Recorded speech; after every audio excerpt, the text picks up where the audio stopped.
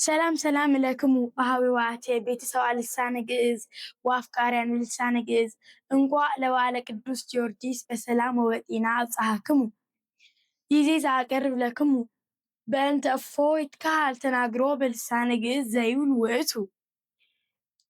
أهدورة دا لسان جئز انجهرة تمهرة وأوقع عبيت فلات لسان جئز يوت انتناوو بلسان جئز سلامنا أخذكم يخون حوتينا حتى ينفتوت قنقوا جئز ቤተሰብ ቋንቋ እንኳን ዓመታዊ ክብረ በዓል ቅዱስ ጊዮርጊስ ብሰላምን ብጥዕናን ኣብፅሓኩም ኣብፅሓና ሎሚ ንሪኦ ብዛዕባ ብቋንቋ ግእዝ ከመይ ምዝራብ ይከኣል ዝብል እዩ ሓደ ተምሃሪ ቋንቋ ግእዝ ዓበይቲ ክፍልታት ቋንቋ ግእዝ ዝበሃሉ ምስ ፈለጠ ናብ ምዝራብ ይሰጋገር ዓበይቲ ክፍላት ልሳነ ግእዝ ዘይትበሃሉ ቀዳማይ መራሕያን ግስ ስም ዘርዝሮተ ግስ ወስም መስተዋድድ ወመስተጻምር ቅጽል ተወሳከ ግስ ዘርዝሮተ መስተዋድድ ወመስተጻምር ዘይብሉ እቶም ዓበይቲ ክፍልታት ቋንቋ ግእዝ ዝበሃሉ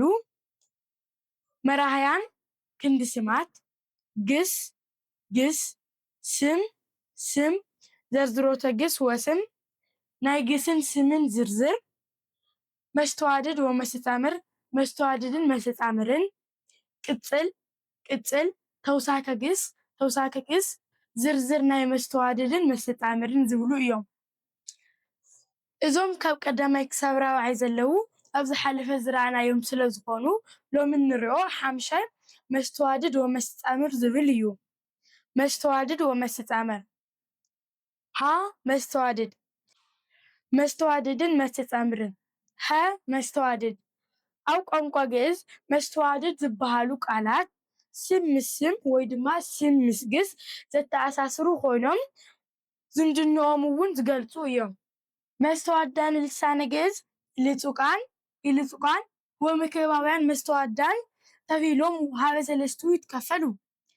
መስተዋድዳን ናይ ቋንቋ ግእዝ ተላጊቦም ዝፀሓፉ ንበይኖም ዝፀሓፉን ድርብ መስተዋድዳን ተባሂሎም ናብ ሰለስተ ይምቀሉ ሃ ልጹቃን መስተዋድዳን ባለ አሃዱ ወሚመ ባለ ክልኤቱ ሆሄያት ከዊኖሙ ምስለ ተላዊ ስም በተላጽቆ ዘይተጸሓፉ ናዮሙ እሙንቱኒ ለ በ እም ውእቶሙ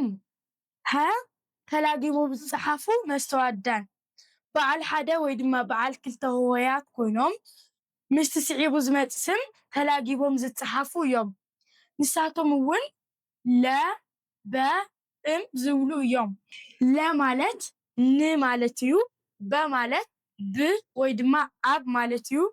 እም ማለት ካብ ወይ ድማ ኣብ ማለት እዩ ለ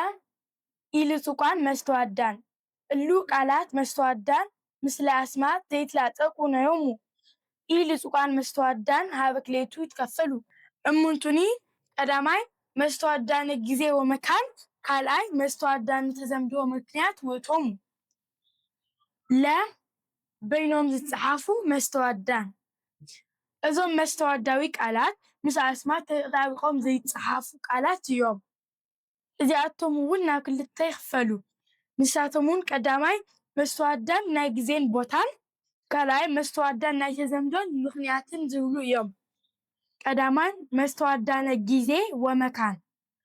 መስተዋድዳነ ግዜ ወመካን ዘይትበሃሉ ሃበ ውስተ ታሕተ ቅድመ ድህረ ማእከለ መንገለ ኣውደ እስከ ቅሩበ ርሁቀ